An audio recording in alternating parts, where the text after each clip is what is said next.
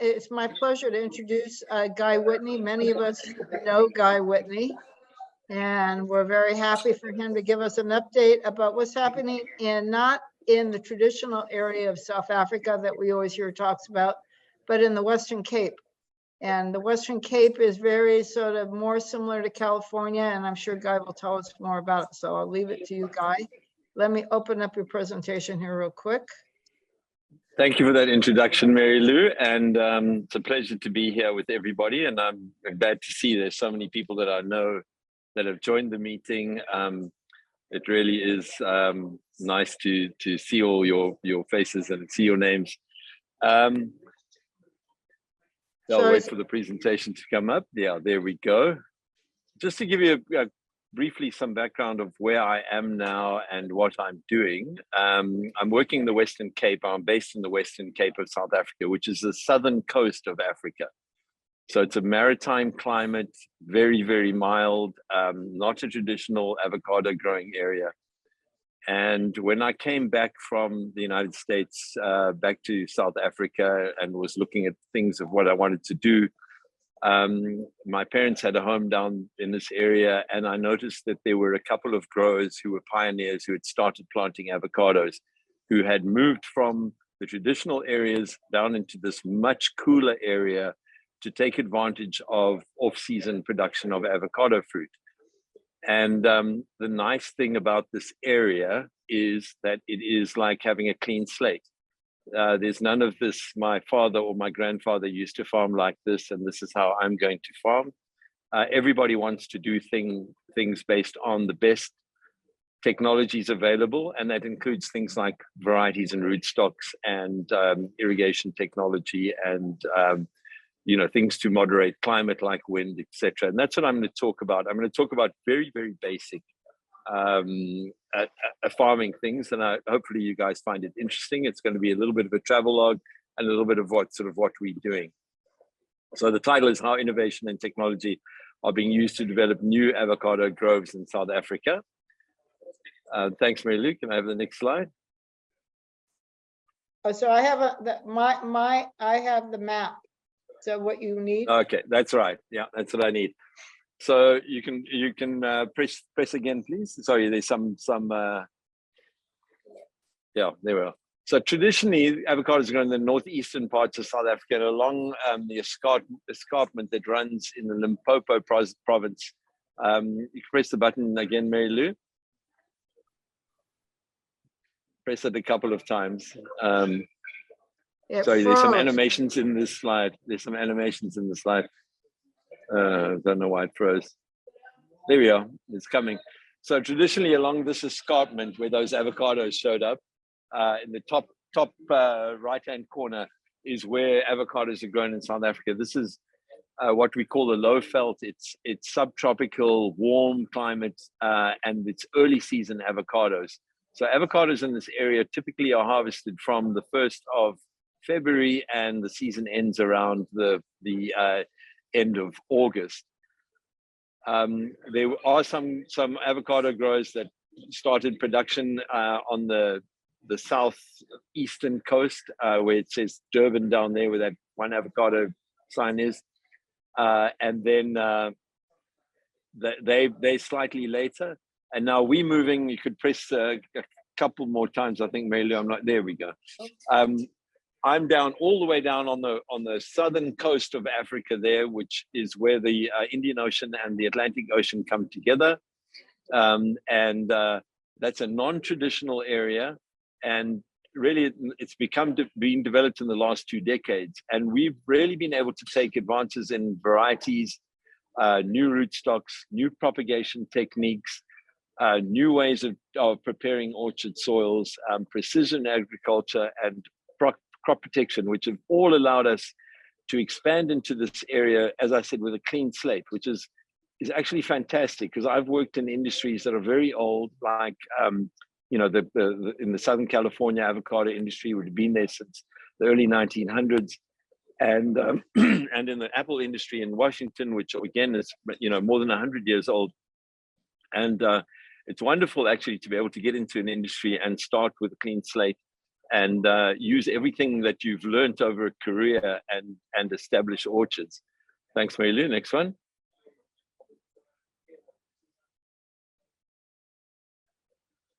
So the first thing I'm going to talk about is the role of clonal rootstocks in opening new avocado production in areas in South Africa. And I think the most important one of that is the introduction of Dusa, and to some extent Bounty, which are the two main rootstocks that we use. But it has allowed us to expand into areas with soils that were not really considered suitable for avocados in the past.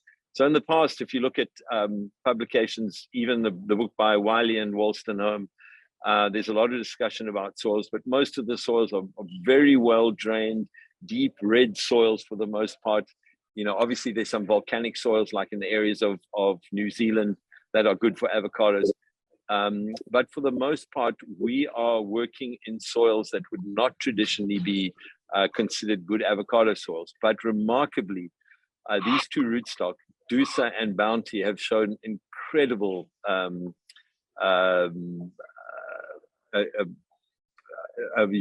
utility in expanding into these areas. And particularly the work by David Crowley at UCR, which was some of the first work to show that Dusa was an excellent rootstock for saline conditions. And most of our water and soil conditions are saline. And Dusa has performed extraordinarily well. Thanks, Mary Lou.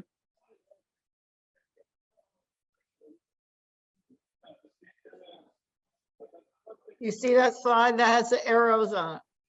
Yeah, no, that's it. Perfect.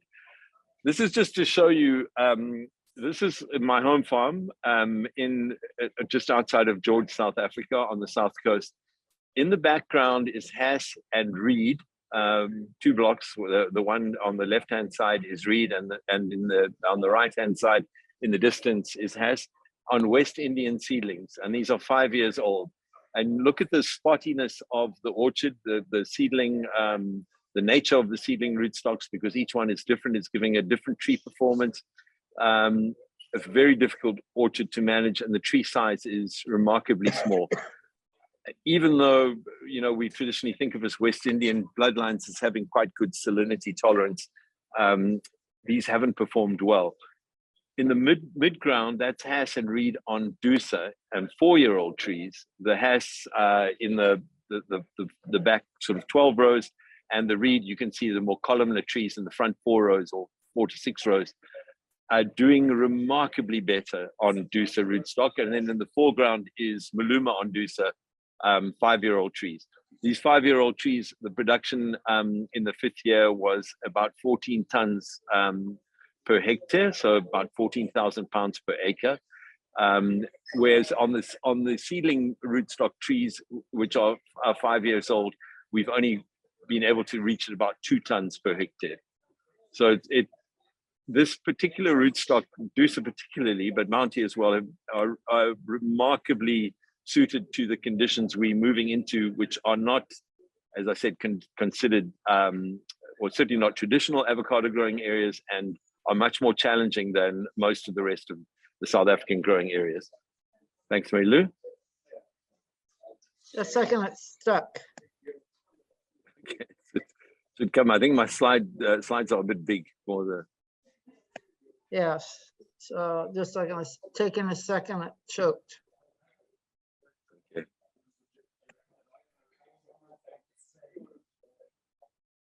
But I will. Yeah, let's see whether we can get this to move. Otherwise, Sure. I'll open it on my. Okay, I got it. There you are. Can you It's see not that? coming through on this side. Not coming through on this side yet. We're on the Okay. roll of new cultivars. And then, yeah, okay. So new cultivars, particularly Maluma, Lamb-Hass, and Gem, those 3 varieties, which Lamb-Hass and Gem, as you know, came from the avocado breeding program. And, you know, I feel a very proud association with those 2 varieties, having worked in the breeding program with Mary Lou and with Gray and with Bob Berg. Maluma is a variety that came out of South Africa, chance seedling. But both, you know, when you consider the length of the age of the avocado industry, are fairly recent varieties. I mean, Lamb-Hass is royalty yeah, royalties, basically plant protection rights, have just expired.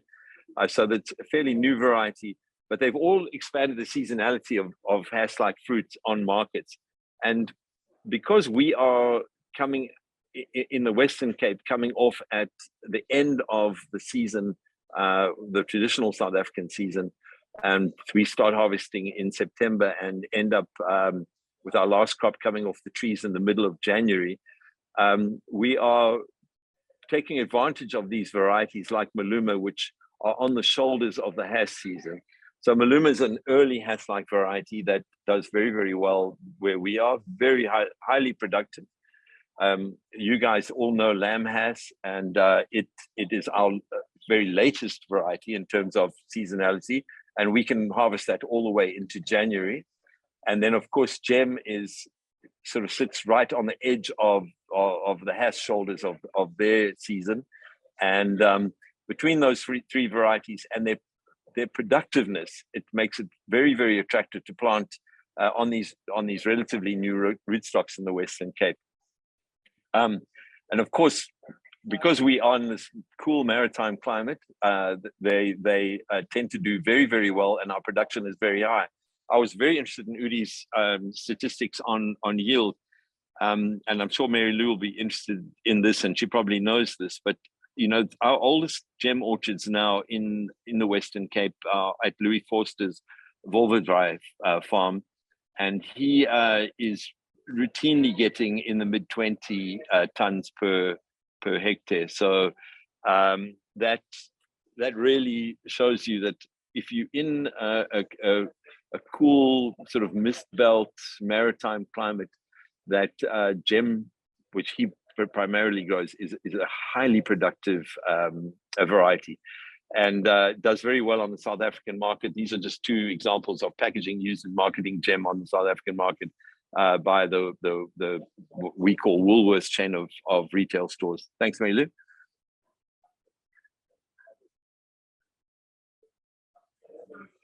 So one thing that has really led to the rapid expansion of the Western Cape, and we're up to about 1,000 hectares now, so 2.2 thousand acres in that area, and that's all been in the last pretty much 10 years, is that we've been able to move a lot of plant material very efficiently from the traditional nursery areas in the north down to the south, which is about a 1,000-mile journey. And we can move tens of thousands of small, what we call microclonal trees in fairly small vans, and grow them out down in the Western Cape in nurseries down there, making it very efficient. And this really couldn't have been possible without the work of the late Dr. Andre Ernst and Dr. Ruben Hofschi on what they'd worked on, perfecting the modified Froelich propagation technique for avocados.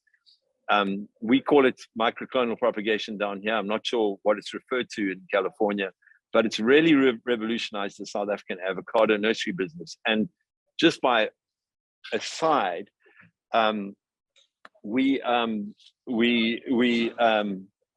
saw that question and I'll answer it when I get to it. Sorry, a bit off-putting. Just on an aside,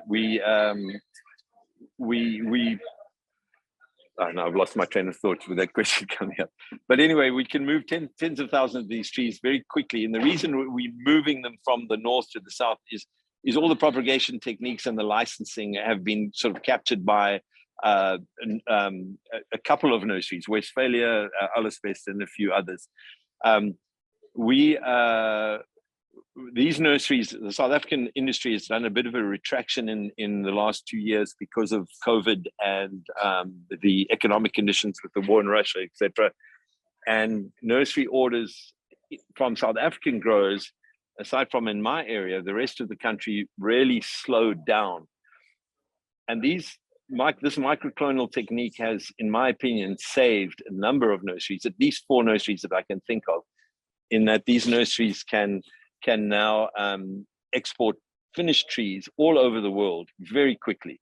So in a literally a carton the size of sort of a medium-sized banana box or citrus box, they can fit 100 of these trees, put them on air freight, and ship them to the Philippines or to India or anywhere, pretty much anywhere in the world, where they can then be grown out in a normal nursery without needing to know the technology of how to produce these microclonal trees, which is a fairly sophisticated technology. I mean, anyone who's in the nursery business will know that this isn't it. It sounds fairly simple, but it's a very, very difficult process, and to get right and to get a lot of even trees like you see in this photograph. But really, it's really hats off to Andre, Ernst, and Ruben for perfecting this technique, which has now been picked up by most nurseries in South Africa, and really is producing a lot of revenue for them by having this ability to quickly export many, many trees. Thanks, Melu. Just a second, it's froze again. Just a second. I think I like photographs too much. That's my problem.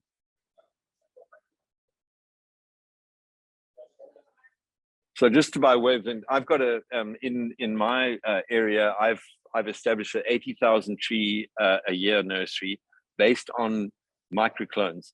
So this is the van that I use to move the trees from up north in South Africa down to my nursery in the south.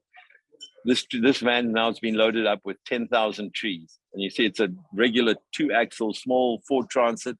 There's my dog in the front seat that goes around everywhere with me in the farm. He's a California dog, just by way of interest. When the trees arrive, they are in boxes, and we immediately open them to let air in, to let the ethylene out, even though there is ethylene scrubber in the box. And then they're immediately planted out into the 7-liter growing bags. And these are microclonal trees growing out in the nursery. And after about 4 months, they're ready to plant. So it's a very quick process. It's very efficient.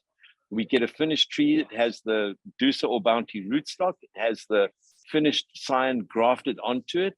Either has Maluma, Lamhas, or Gem, and a bit of reed, a bit of Fuerti.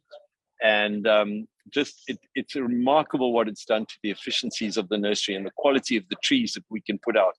Because by growing out the trees in the area that they're going to be planted, they become acclimated to that climate. And being acclimated to that climate, they take off almost immediately in the field and produce very, very even, beautiful looking orchards. They really are remarkable. And I'm so excited that they're having the World Avocado Congress in South Africa. And I really hope I see a lot of you in Cape Town, which is just a short drive from where I am. And you'll see some of these new farms that we've established, which I'm extremely proud of. I think it is really a showpiece at the moment for what can be done with avocados. Very highly productive, very nicely run properties. Thanks, Mary Lou. Just a second, it's choking a little bit. That's all right. Just so you guys know, so I'm managing about 450 acres, about 200 hectares of avocados in the Western Cape, and then have various other projects in South Africa that I have a hand in. But I've also got a pack house in George, where last season we did about 600 metric tons. This season it looks like we'll do just over double that. So this is trees coming out of my nursery. These were microclones that I bought up from the northern part, where the nurseries that are good at producing the microclones, these are being grown out. And this is planting on one of the developments that I'm involved in. That was just the first tree being planted by the owner's niece and her son. Just a little ceremony there.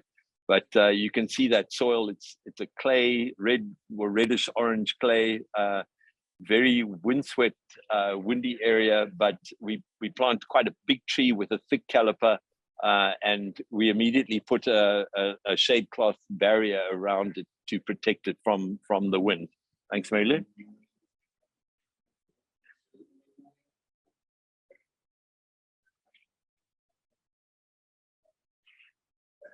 So I think just to sort of recap what I said about, we in my opinion, we could not have opened up this area without Dusa and it wouldn't have made as big an impact as it has without the new varieties as well. There certainly is at least half the varieties now going into the ground are has, but because that's what retail wants. But it still has it couldn't have been done without the genetics. Another thing that is really helping is precision agriculture, because we are growing in marginal, what would be considered marginal areas for avocado production, because of mostly soil and weather conditions. It's very important that we reduce risk by gathering as much information about the site as we can. And almost every farming unit that gets developed down there now uses some form of precision agriculture to develop layers of information that can be used to, mitigate soil conditions, improve the drainage or the nutrition value of the soil, and the rest. So we really are using state-of-the-art site analyses to determine what needs to be adjusted to make the soil useful for avocados, including the nutrient content, the pH, the permeability, water runoff, and other parameters. And then to make the necessary adjustments, it's really all GPS driven. So all the tractors are GPS driven, not only when we're building the ridges or ripping the soil, but also for applying the nutrients on a predetermined grid to fix the soil. In other words, to fix the pH, to improve the phosphorus content, and all the things that need to be done pre-plant to get the soil into a condition that will support and actually have avocados thrive. And we're seeing, I can just say now that we are seeing what I would consider close to record yields of avocados.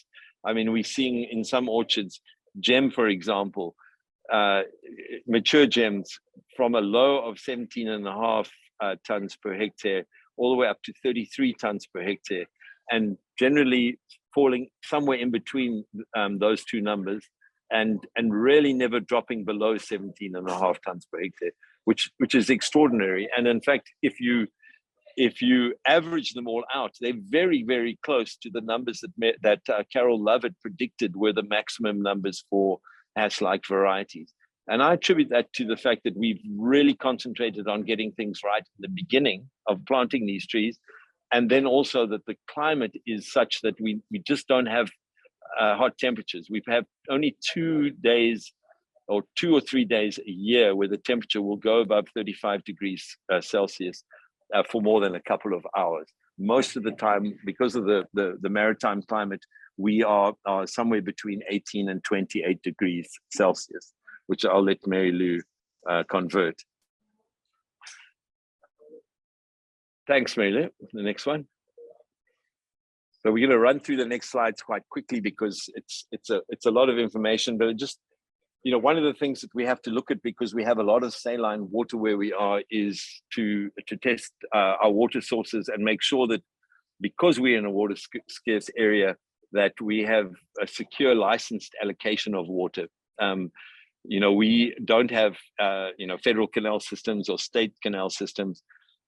We basically have open rivers, and just like California and all the rest of the world, there are a lot of environmentalists involved now in how we manage our farming, and it's very hard to secure good quality water. But when you can get it and you can license it, it's worth gold. And in the 1,000 hectares that's already been developed there, they all have very secure irrigation water for their properties. And this just shows a graphic of how a water sample analysis for agriculture for avocados would be presented to the farmer. I really like this. It's crystal clear. That red dot on the middle of the chart on the right hand side shows where this particular sample stood. It's got very low sodium hazard, very good, very low salinity hazard. The conductivity very, very low. So very high potential for agriculture. Thanks, Mary Lou.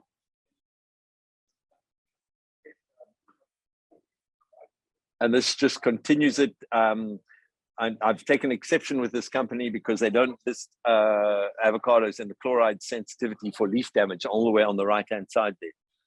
They've promised me they will correct that, because I went through, I think a lot of you will remember this, in the valley going into Carpinteria and that area where the water, the reclaimed water was being put into the river, and it had more than 100 ppm chloride in it, and the farmers downstream were all fighting that. I was very much involved with that with the California Avocado Commission, so I'm very sensitive to avocado being properly listed as one of the most sensitive crops for chloride.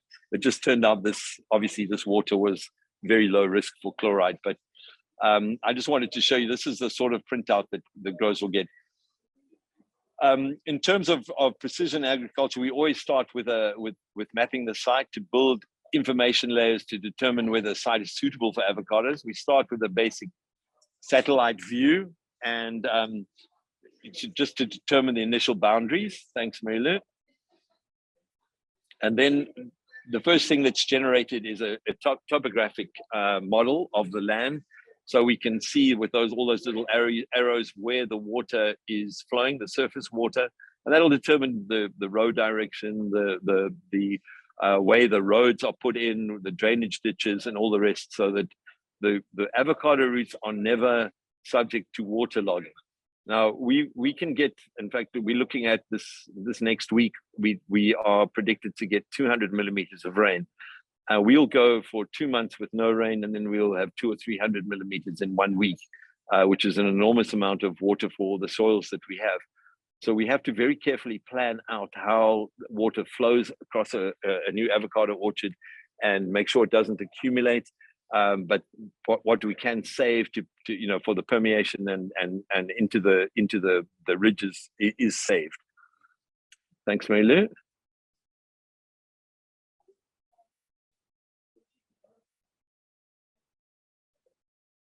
And this is just an example of, those are the sampling points where the soil scientists technicians took their soil samples. So this is about a 60 hectare block, and it's approximately on a 50-meter grid. When I looked at this, I realized, it's not particularly grid-like in terms of how they've put those dots in it.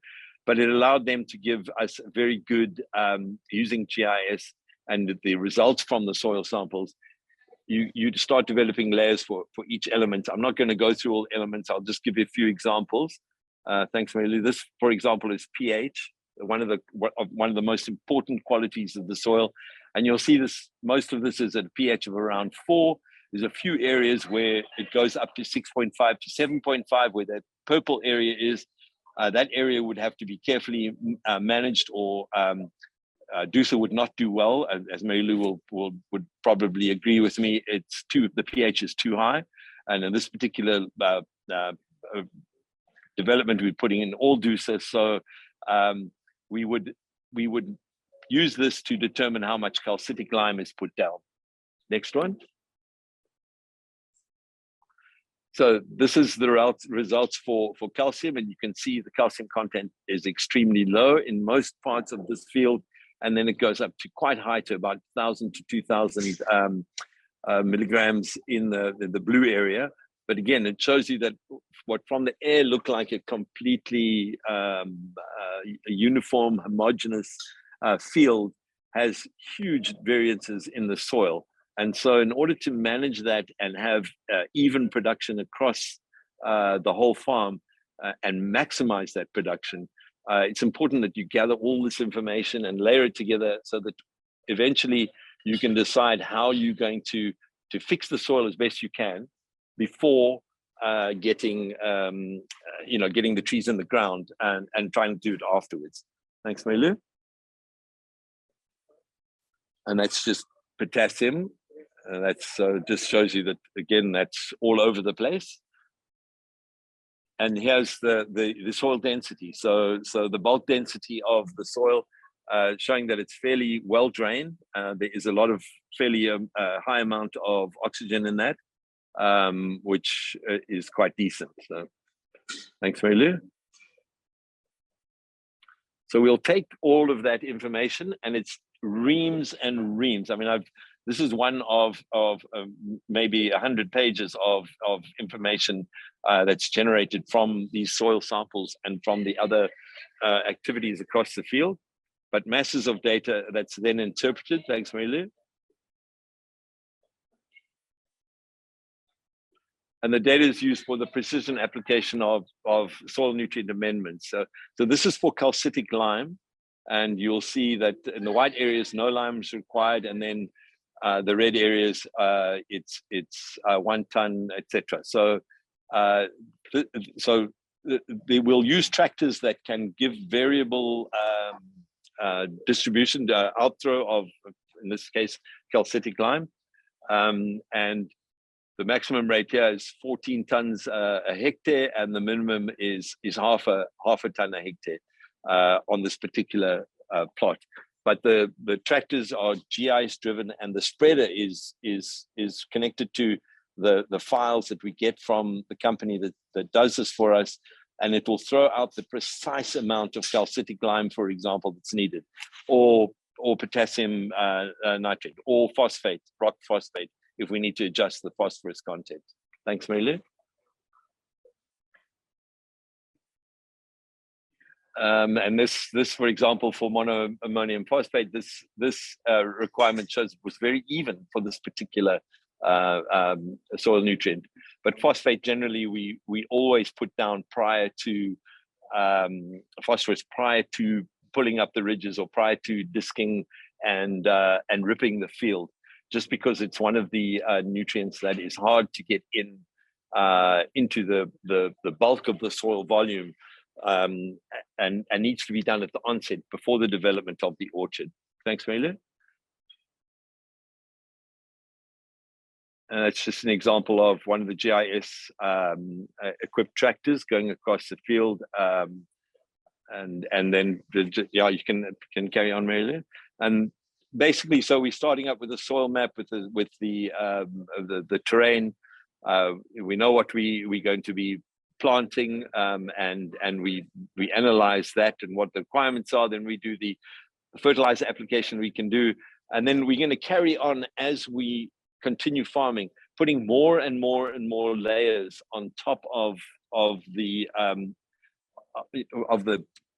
soil map, if you like, of things like yield, of the vegetation index, which is NDVI, and weather, seasonal weather, and see how that influences our yield, so that we can make adjustments if necessary to keep our yields where they are right now, which are at quite remarkable levels. Thanks, Mary Lou.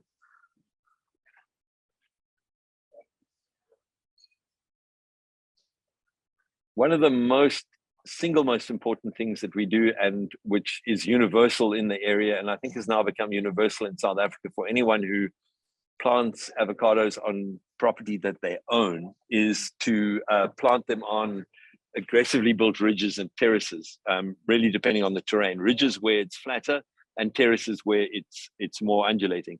This is on my farm, and it shows where on one of the steep north-facing slopes, we've built terraces. Now, those are very big terraces, and they look small from the distance, but you'll see there's a lamb has orchard on the top of the hill there. That's about 4 years old. So those are 4-year-old trees. These are very large ridges, and we will first disc the whole hill. We'll put all of the lime and all the other ameliorants in, and then the excavators will come in and make those ridges, incorporating all of the top 60 centimeters, 600 mils, which is about almost, I say about 20 inches of soil. Incorporate that into the tip of the ridge of the terrace, so that that's where the trees will be planted. Thanks, Mary Lou.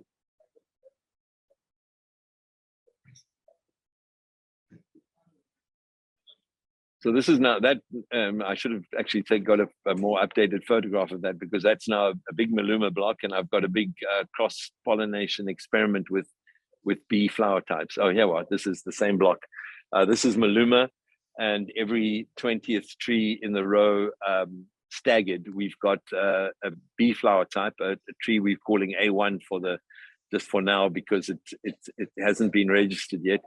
But it's a very, very good bee flower type. The bees tend to really carry the pollen a long way, or maybe it's wind too, but we've seen remarkable yields already on these Maluma blocks. Andrew standing there is about 6'2", so it gives you an idea of how big these terraces are. They're terraces sort of with a ridge built on the cusp of them. The small things around the trees are actually shade cloth that would have been removed now just to get the tree going, because we're in a very windy area. And then we've mulched with a lot of material to improve the soil, improve soil health. Thanks, Mary Lou.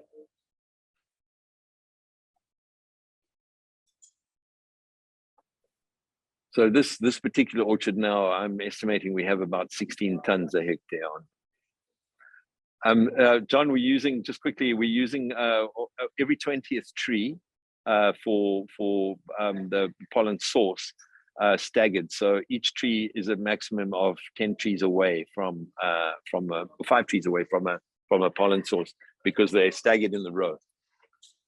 Okay, ridging and terracing, obviously it provides an improved rooting volume because you're adding oxygen to a big section of soil. This is a future gem orchard in the Western Cape, and you'll see the ridges going over the hill. This has been done with an excavator and then a grader to try and smooth it out.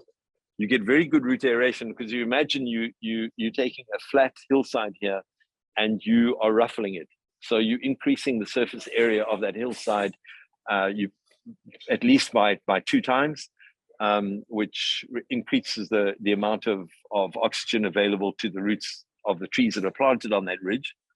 It reduces compaction. Generally, you won't get any equipment will go on that ridge after it's been formed. We minimize foot traffic. We try and pick from outside of the ridge. With poles, picking poles, or keep the trees small and from the ground. You get much improved pH and nutrient correction because you spread all the corrective materials over the surface of the soil, and then you scoop it all up and put it into if you like, a long sausage of soil in each ridge, which has all been perfected. It's been adjusted to be the right pH, the right K content, the right calcium content, the right, all the rest of it, iron, zinc, all the rest. We try and get everything in at the beginning so that the soil is perfect for the trees. We tend to get much less root disease now that we're doing ridging and terracing, because there's never water really hanging around in the root system unless we really have rain for days and days and days and days.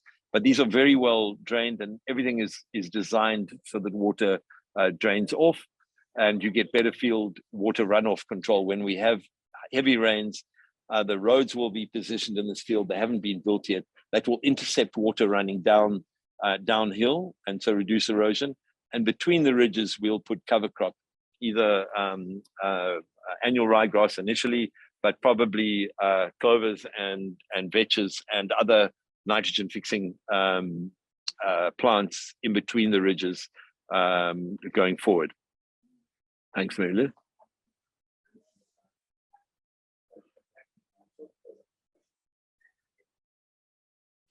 This just to show you, this is a video, so I think you need to tap it again, Mary Lou, but this to show you some of the different equipment we use for making the ridges. This is offset discs. This is a machine being used to build a ridge in. Cheers, Peggy. Nice to see you. This is making a ridge in quite a good soil for our area. This is an experimental piece of equipment, but it's actually been used quite well now. It can pull the ridge in one shot. Its excavator is quite slow and quite expensive. This is much more a cost-effective way of building ridges. Thanks, Mary Lou.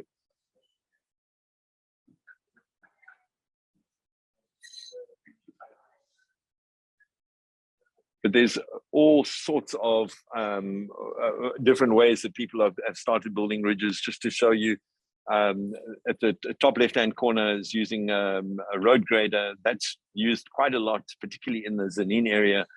This isn't obviously in avocados, it's in almonds, but they're quite effective in building ridges. I'm not so keen because the wheel runs a bit close to the ridge and essentially leave a compacted area. The bottom left-hand side of the screen shows ridges being built on my farm with offset discs. This is a homemade offset disc machine that was made by one of the local engineers, and it's actually worked very, very well for us. And then we've got in the right-hand corner, which is a method which is favored by many of you will know Louis Forster from Volverdry Plus. He used to be the Westphalia the CEO. He prefers to use bulldozers. He likes the ridges. They build a very big ridge using a lot of soil, and he's been very successful at that. My favorite, be quite honest, is there where I'm standing on top of is excavators. If you can get good excavator drivers, they will build ridges very quickly, and if they are GPS equipped, they can build them very straight and follow the exact markers that you've put in for them to build the ridges. But in any case, cost-wise, you're looking at between about $750 and this is in terms of our costs per acre, about $2,000 per hectare. That's just the approximate costs. That's diesel and the rest to get to this point. And this is after deep ripping, disking in the soil ameliorants, and then doing the ridging. Thanks, Mary-Lou.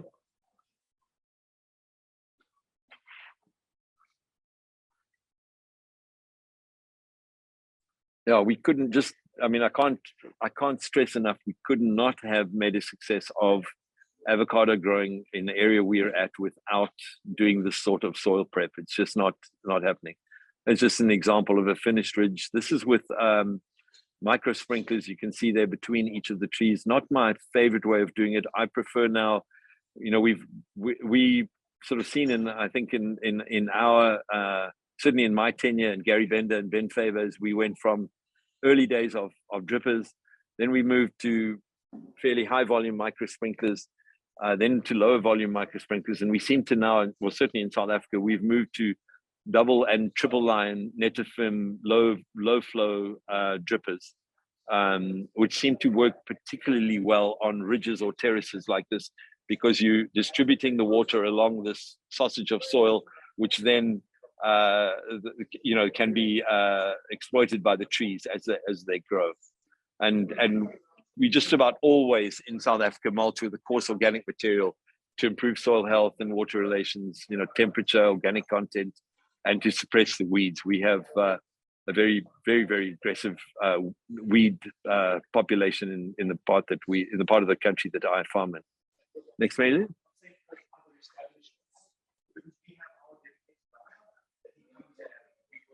This is Lamb Hass, I believe, by the way.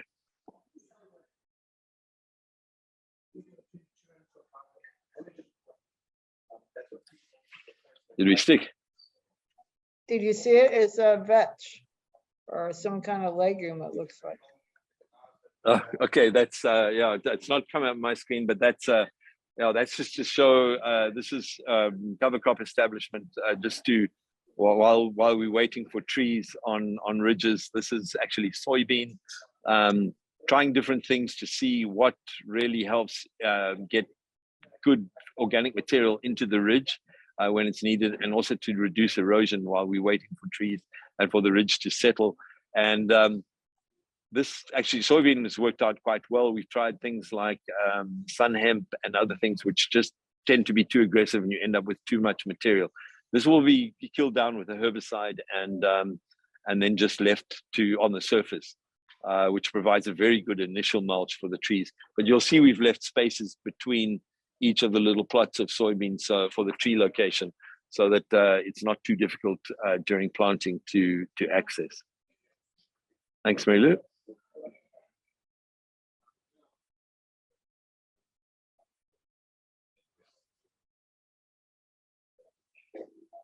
There's just quickly on the cover crop. Sorry, there is a plant. I don't know if you guys have it yet in California or other parts of the world that has become very popular in South Africa. It's called pintoi peanut.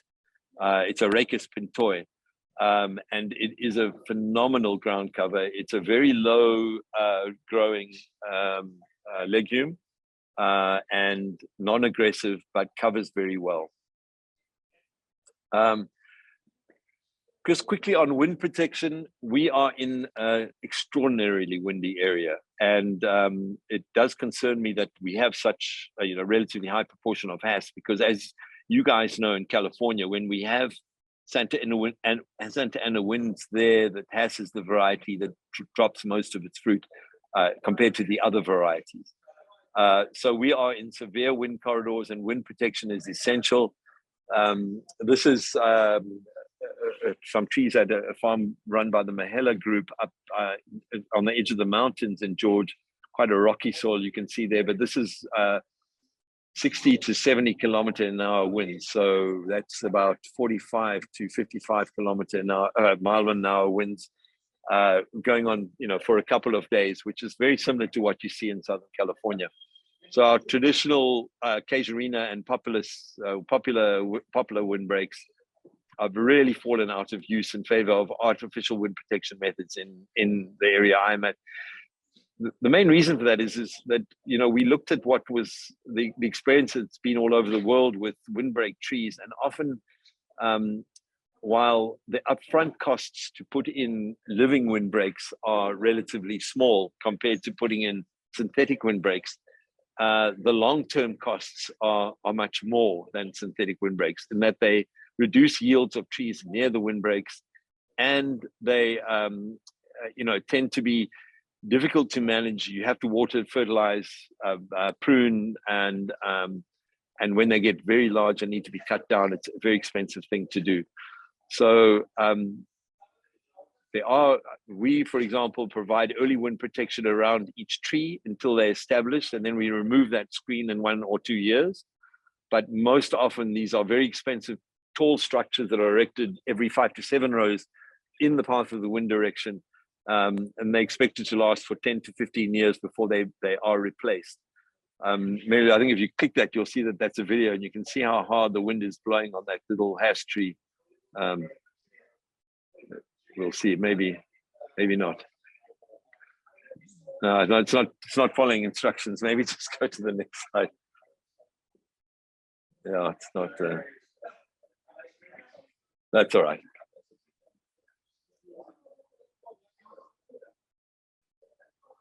So you have the next slide? Next slide. We are, I would say probably 80% are putting in artificial windbreaks now at a cost of around $4,000 a hectare. So, about $2,000 an acre, just for the windbreaks.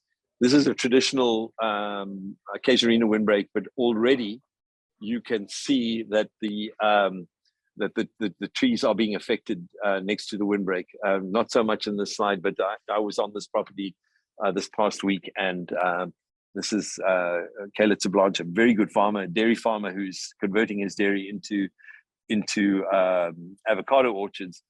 This is Hass, but he's on his 5th harvest, and he's looking at about 35 tons cumulative yield on the Maluma, and about 30 tons cumulative yield on hash per hectare, which is extraordinary. I mean, absolutely amazing yields, but very nice ground, I must say.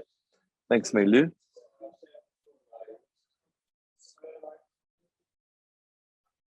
I apologize for this very picture-heavy presentation. I think it's what's slowing us down, but should go across now.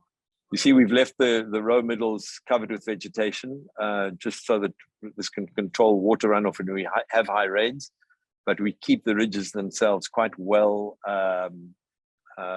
free of weeds. This is an example of where the trees themselves are protected early on, And once the trees get about twice the size of this windbreak protection around them, that little screen is removed, and they, for lack of a better word, are left to fend for themselves. But it works quite well. And in spite of, this is Maluma, in spite of the wind, the trees do well, and our yields are quite good. We like Maluma and Lamhass and Gem because they produce fruit on the inside of the tree. Hass tends to produce quite a lot of fruit on the periphery of the tree, and that gets beat up, and we end up with a lot of drop. But of course, we all know Hass is what retail loves, and we have to have Hass in the mix in the Western Cape, and it's important. Thanks, Mary-Lou.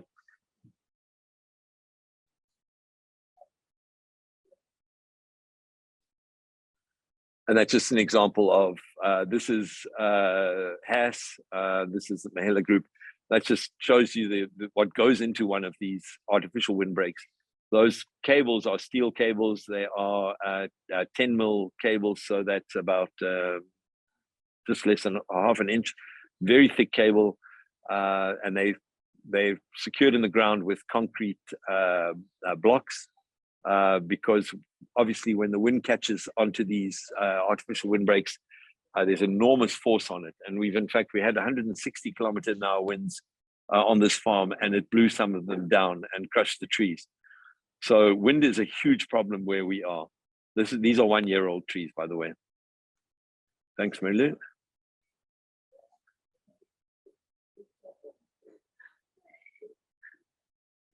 But we expect this particular outfit has planted 100 hectares on this farm. This is Mary-Lou will be interested in this. This is all Gem. This is 100 hectares of Gem, so 220 hectares of Gem going in near Wilderness on the coast. Those are the ridges that I showed in the previous slide. Being built, those trees will be planted in about 3 months onto those ridges, and those artificial windbreaks will continue up all the way up those hills. But the trees are starting to push out very, very nicely. I'm very excited for this project. It's also a dairy farmer who's converting some of his dairy into avocado production. Very nice. And the next overlay, which is my very last slide, is it will show you what it looks like now. That was yesterday. Very nice, lovely looking property. I'll leave it at that, Mary-Lou. That's all I have. I'm feel very honored to be able to talk to you guys, and hope there's some nice questions and discussion.